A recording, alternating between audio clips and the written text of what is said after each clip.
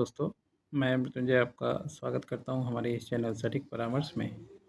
और देखिए ये एक एडवर्टाइजमेंट है सोमनाथ मंदिर का, जो आपको दिख रहा है कि सोमनाथ मंदिर की विरासत 75 साल। तो ये 75 साल मतलब कब से सोमनाथ मंदिर तो उससे भी बड़ा है। और आप लोगों ने सुना ही होगा कि गजनी ने इसको तोड़ा था, उस समय का था। ये कितने बार इस पे हमला किया था, इसका सोना वगैरह लूटा था। तो ये तो कम से कम 600-700 साल पुराना है। मगर ये 75 साल इसलिए दिखाया जा रहा है क्योंकि कांग्रेस की गवर्नमेंट ने उस समय 75 साल पहले इसको फिर से बनवाया था। और उसके बाद बाकी रहा सहा काम जो बीजेपी की सरकार आई उसने किया था।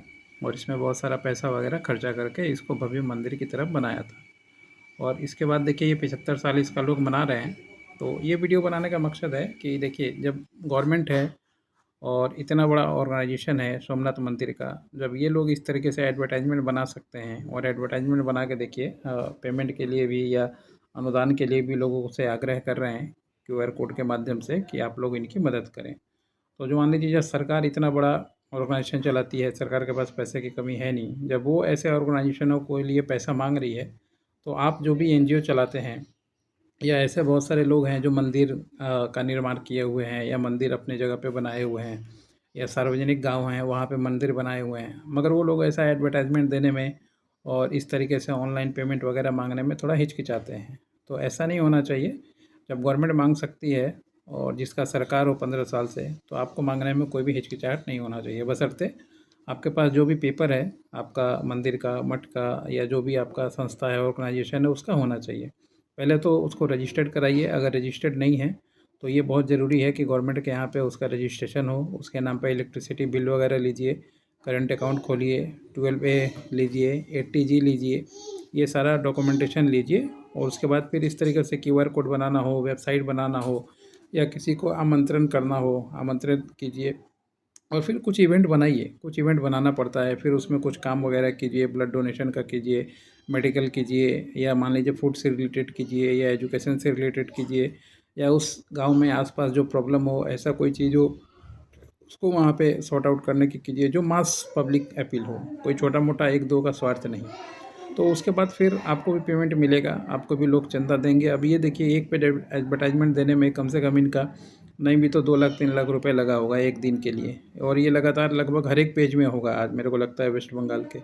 तो बहुत कम से कम समझिए तो 5 से 7 लाख रुपए तो इन्होंने खर्चा ही किया होगा ऐसे एडवर्टाइजमेंट के लिए न्यूज़पेपर पे।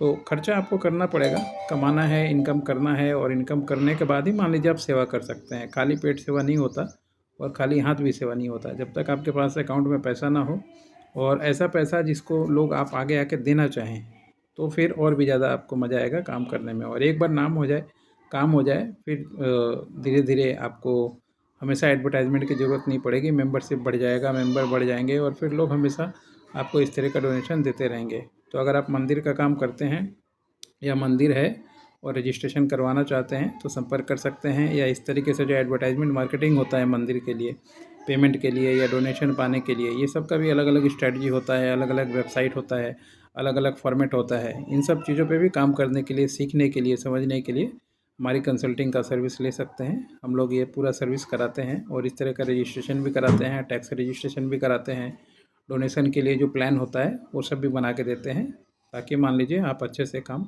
कर पाएँ। चलिए आज के लिए इतना ही रहेगा। आज 10 तारीख है, कल बंगाल में गवर्नमेंट ने शपथ लिया है, तो बहुत सारी चीज़ें इसके साथ एडवर्टाइजमेंट में आ रही हैं। मगर ये एक चीज़ एक अच्छी लगी जो आप लोग को दिखा दिया। आप देखिए ये जो मंत्रिमंडल था, इन्होंने शपथ भी लिया है गेरुआ में ही, तो ये मंत्रिमंडल काम करेगा। अब हो सके आपको मंदिर वगैरह अगर ये सब है तो आप उसका यूटिलाइज़ कीजिए। जब फेवर में आपकी सरकार है तो मार्केटिंग करना आपको आना चाहिए, नहीं तो फिर मार्केटिंग करने नहीं आया तो फिर कौन क्या कर पाएगा। सीखिए और काम कीजिए। आज के लिए इतना ही। नमस्कार।